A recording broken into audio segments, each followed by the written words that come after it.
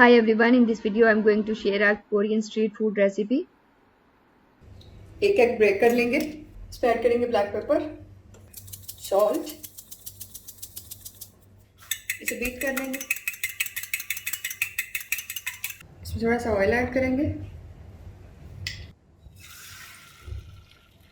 जो एग हमने बीट किया था,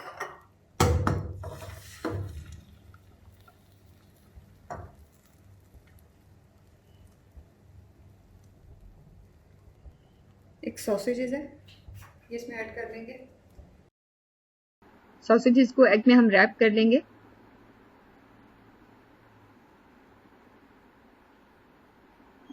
फ्लेम जो है वो बिल्कुल लो है।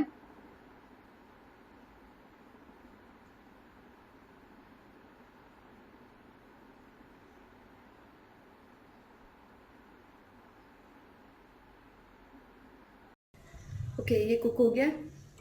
मोज़रेला चीज़ है, इसे 1 मिनट के लिए मैंने ओवन में गर्म किया। इसमें स्वीट कॉर्न्स ऐड कर लेंगे और इसे मिक्स कर लेंगे।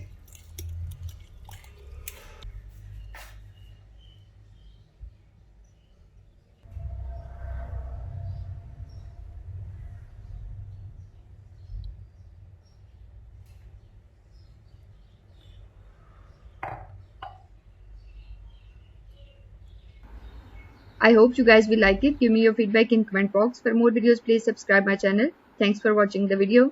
Bye.